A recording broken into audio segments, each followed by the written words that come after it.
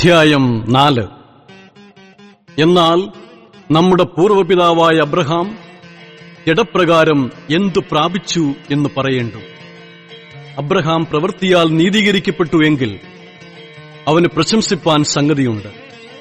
ദൈവസന്നിധിയിൽ ഇല്ല താനും. തിരുവെഴുത്ത് എന്തു പറയുന്നു? അബ്രഹാം ദൈവത്തെ വിശ്വസിച്ചു, അതവന് നീതിയായി കണക്കിട്ടു എന്നു തന്നെ. എന്നാൽ പ്രവർത്തിക്കുന്നവന് കൂലി കണക്കിടുന്നത് കൃപയായിട്ടല്ല, കടമായിട്ടത്രേ. പ്രവർത്തിക്കാത്തവനെങ്കിലും അഭക്തനെ നീതീകരിക്കുന്നവനിൽ വിശ്വസിക്കുന്നവനോ അവന്റെ വിശ്വാസം നീതിയായി കണക്കിടുന്നു. ദൈവം പ്രവൃത്തി കൂടാതെ നീതി കണക്കിടുന്ന മനുഷ്യന്റെ ഭാഗ്യം ദാവീദും വർണ്ണിക്കുന്നത്, അധർമ്മം മോചിച്ചും പാപം മറച്ചും കിട്ടിയവർ ഭാഗ്യവാന്മാർ. കർത്താവ് പാപം കണക്കിടാത്ത മനുഷ്യൻ ഭാഗ്യവാൻ. ഈ ഭാഗ്യവർണ്ണനം പരിച്ഛേദനയ്ക്കോ അഗ്രചർമ്മത്തിന് കൂടെയോ? അബ്രഹാമിന് വിശ്വാസം നീതിയായി കണക്കിട്ടു എന്നല്ലോ നാം പറയുന്നത്.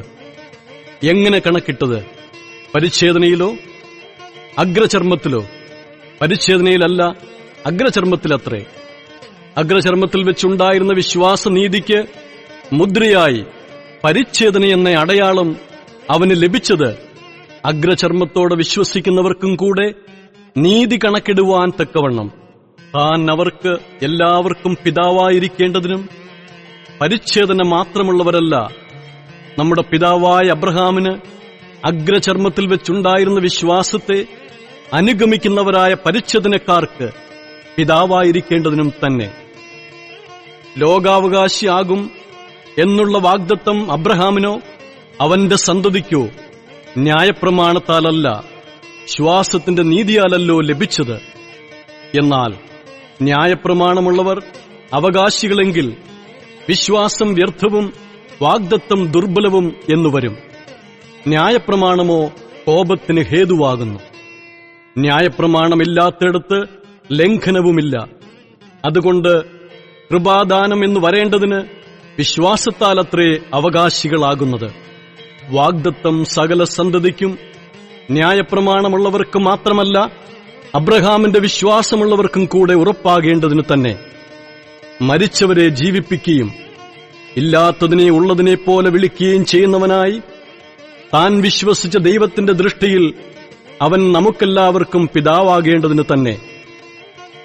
ഞാൻ നിന്നെ ബഹുജാതികൾക്ക് പിതാവാക്കി വെച്ചു എന്നെഴുതിയിരിക്കുന്നുവല്ലോ. നിന്റെ സന്തതി ഇവണ്ണമാകും എന്ന് അരുളിച്ചെയ്തിരിക്കുന്നത് പോലെ താൻ ബഹുജാതികൾക്ക് പിതാവാകുമെന്ന് അവൻ ആശയ്ക്ക് വിരോധമായി ആശയോടെ വിശ്വസിച്ചു.